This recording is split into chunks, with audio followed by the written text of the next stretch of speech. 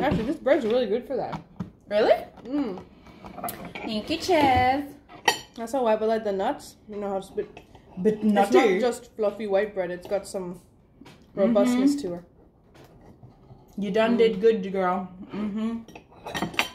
Done did good to girl. You done did good. When I was making it, I told Grandma, I was thinking, this is why every recipe you see, I only wanted a little bit, right? But they always say 2 eggs and a splash of milk. I don't know why, because I did 1 egg and I went, it's not enough. 2 eggs, okay, there we go. And then 2 eggs, you look at it and you're like, the mixture is too eggy. So then you have to have the milk. And I went, that's why the recipe asks for all that stuff. 2 eggs, a splash of milk, and what else? Any spices you like. So I put a ton of cinnamon, ginger, 1 teaspoon of sugar, and cardamom. Yum. I was looking for nutmeg and cloves, but they weren't in the house.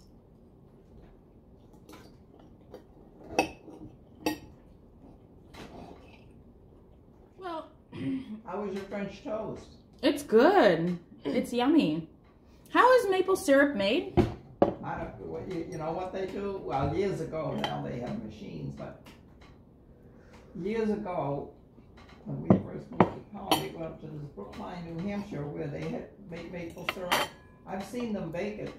They tap the trees. They put a hole in the tree, and it has to be certain feet apart. A couple of feet apart. So because you don't want to take all the taps. So you have to have a maple. You have to have a sugar maple tree. And that. You see the buckets hanging on the side of a tree? You ever see a picture like that? I have, yeah. Well, there's tapping the tree for the sap. Oh, and the maple is the sap? The sap is the maple out of the tree. And then they take it to these great big vats, you know what a vat is, and they boil it and boil it down to nothing. And it takes like 32 gallons of buckets to make one of those things. Damn! Wow. So they used to have those up in the woods in New Hampshire, people out in the country that have a lot of land. Yeah. And then they had to go and get the buckets and empty it and bring it back to the vat to cook, and all that stuff. And it takes a long time to do it. And you'd see the tents with the smoke coming out. And this one place in Brookline was famous, and they always had maple syrup and maple candies and all that. And you had breakfast with, your French toast or pancakes or whatever. So we used to go there when we first moved to New Hampshire. And then the next thing you know, they tap the tree, and then they have a hose that leads to you don't have to go get it off the tree. It just goes to It goes right to a big vat, so everything is modernized, But the old days, that's how they did it. And if you drive up through New England and Vermont or in that area where they have maple trees, you'd pass by different places that were they'd sell it. So you could make your own maple if you had your tree.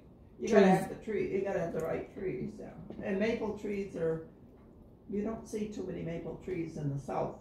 They like the cold. Climate. And in the spring is when the sap is running. In the wintertime, the sap goes down into the ground. Yeah. And the trees, the leaves disappear. And in the spring, when it gets warm, on the warm days, the sap comes up, and then they go back down at night, and then it'll come back up till summertime. Wow. So it's the sap from the tree, but they can't take it all. So if you go and put too many of those weeds in one tree, you're going to kill your tree. Isn't it amazing how they knew how to do that 100 years ago?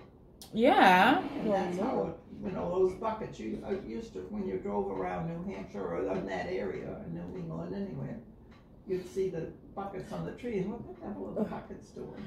That's maple, they're sappy. There's a run on, they call it, there's a run on maple, so it means that sap is running up the tree. Oh. So, that's pretty cool. Very interesting, and I think, my God, they do, of course you gotta have the patience of Job because it takes so much sap. Yeah.